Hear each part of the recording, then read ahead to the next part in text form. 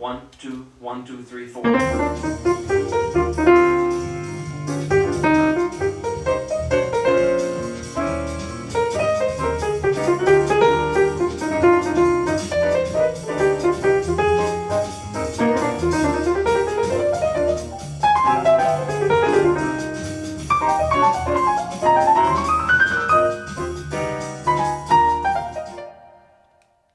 All right, there ain't no way I'm going to keep up with Ron Carter, Grady Tate, and Kenny Barron on the Jamie Aebersold play along CD. But fortunately, there's a slower one, so let's find that one. 2, 1, 2, 3, 4.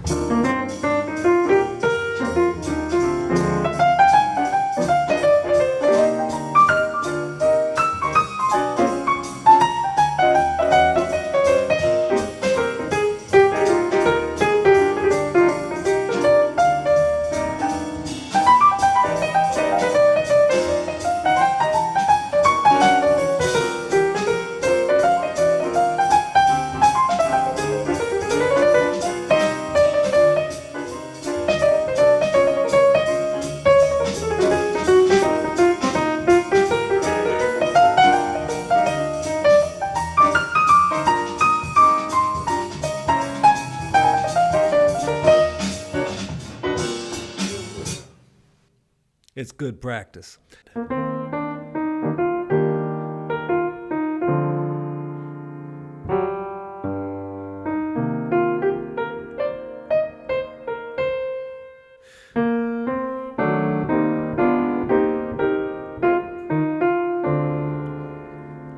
So anytime you're going up a scale in a major key, you can do these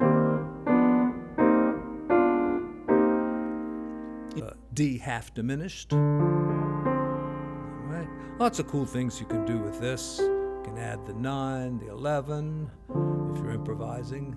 A G7 flat 9. Just use a diminished chord for that. All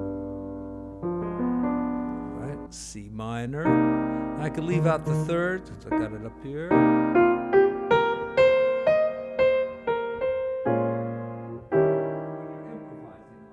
Is to, go down chromatically. So whatever you're doing on C minor.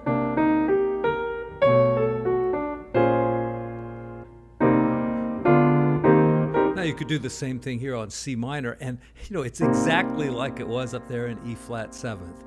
So this exact technique will work on the minor chords just as well. And that's drop 2, because I took the block chord, I took the second note from the top and dropped it to the bottom.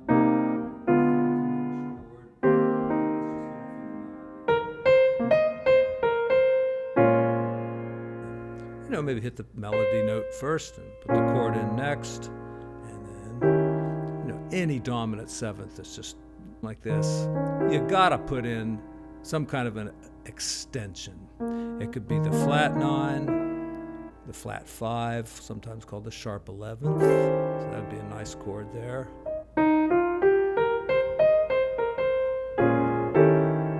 Yeah, and there. And here, it's a very closely related chord. F minor 7 flat 5 is the same as A flat minor 6. Okay, it's the same chord, A flat minor 6th, and A flat minor major 7th kind of works too. So, and that's actually what it is. And if you want to get the B7, it's super easy. Just lower that note.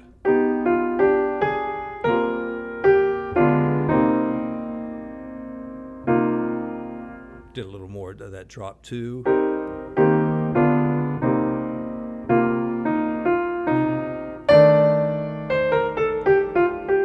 right, now there's a rootless voicing. So you can get away with just throwing one in every now and then.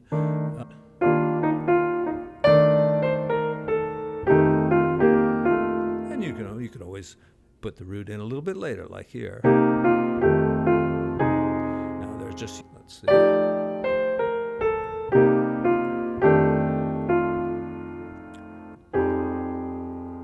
maybe adding the 11th down here.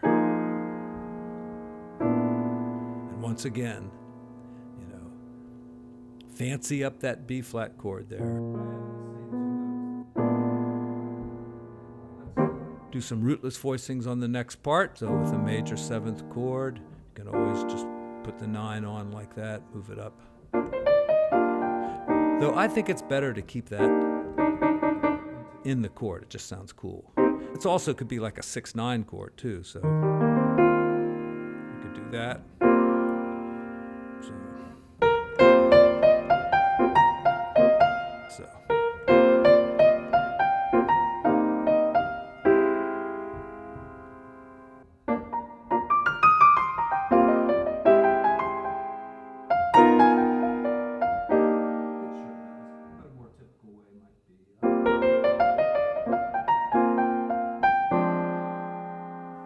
Or even something like that.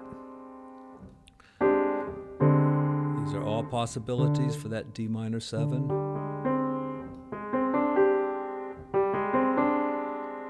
Now that's the inversion that doesn't get explored very much. I've been working on that a little bit,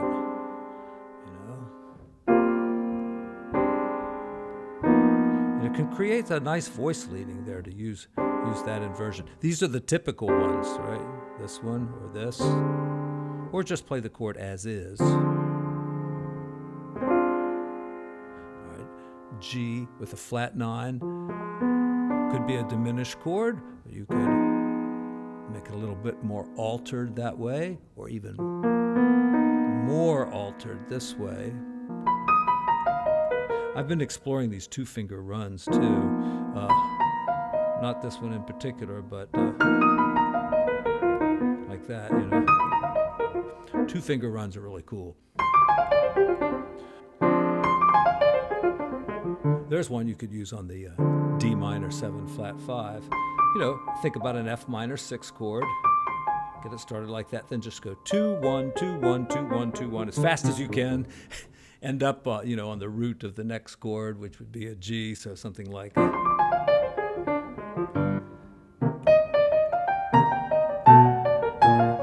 So there again, I use that descending minor chord on the C minor.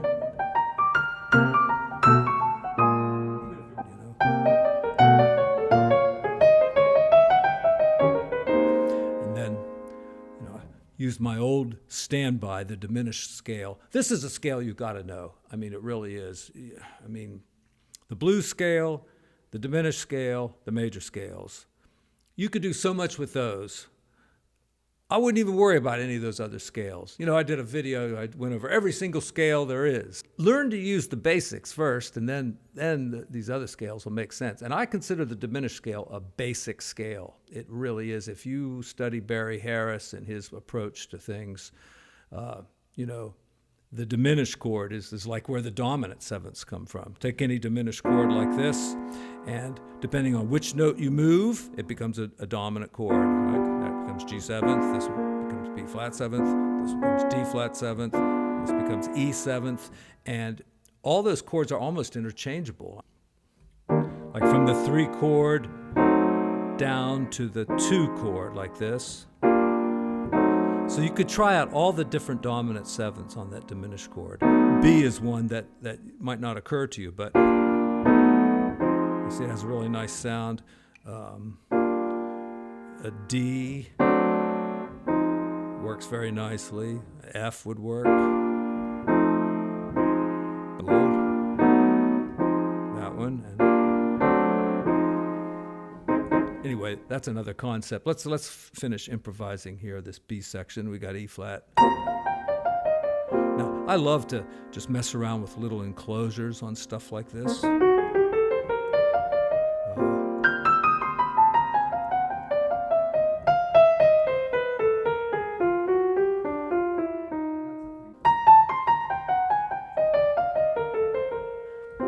Patterns are all great and everything, but sometimes you just got to hunt for melody,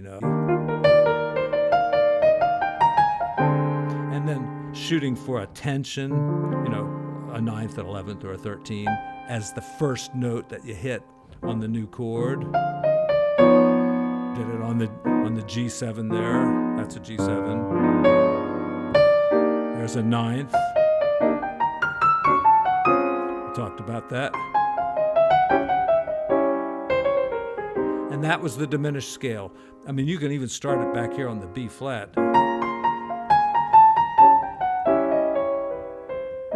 And, you know, sometimes it works out, sometimes it doesn't, and you have to make a little adjustment to fix it at the last minute so it ends up where you want it to. Like that, a little chromatic thing. But you can make them work out, too, if you start at the right place.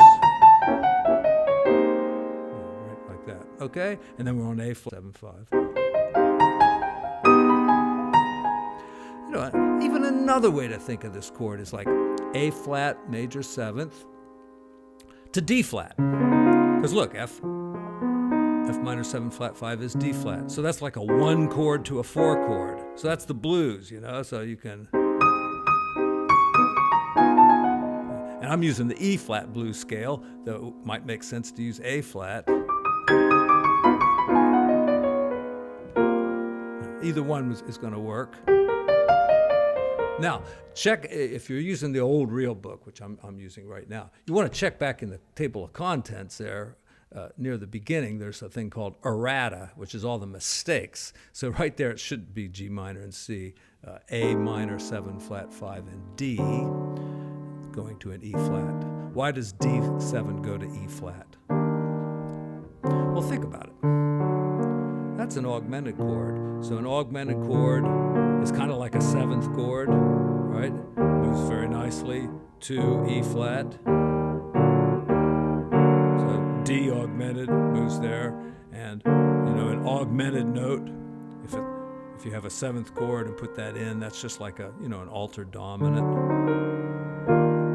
And you know, there's just lots of little half-step motions here. So at the very last line, this is a good place to get real bluesy. Right, it says D on this chart. I think the other chart says A flat 7th. So A flat 7th, rootless voicing there, is also D altered dominant. And you could think of it either way, you know.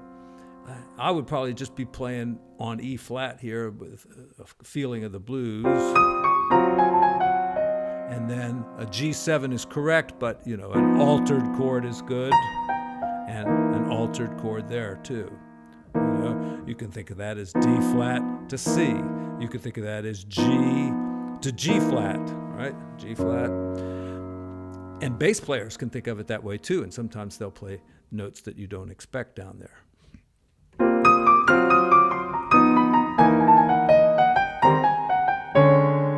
Now, right there at the end, it might be nice to go unaltered, because it is a kind of a major key song, and but you know, you could go either way.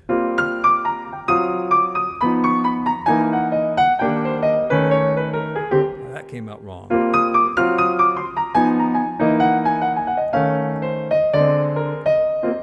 Do a couple lines here with the same chords now.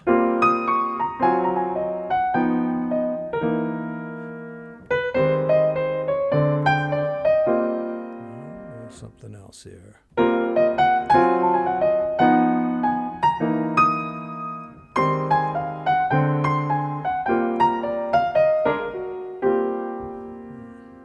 That stunk.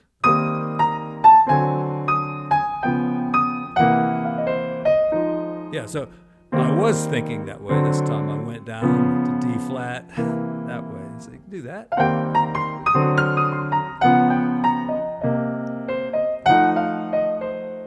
Changed a minor chord to a dominant, because it's just funkier that way. You know, it gives you that note, you know, the blue note. So if you do a 2 chord as a dominant chord, you get that to help out your line there. So, uh-oh.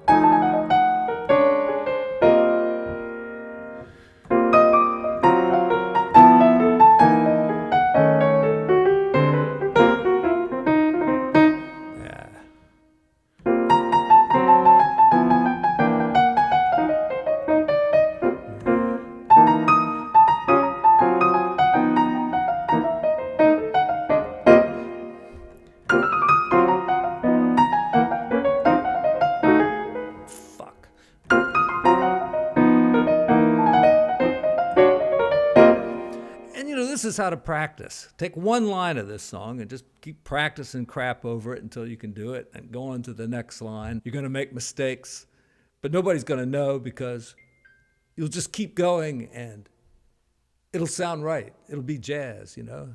That's what classical players say when they make a mistake. Jazz.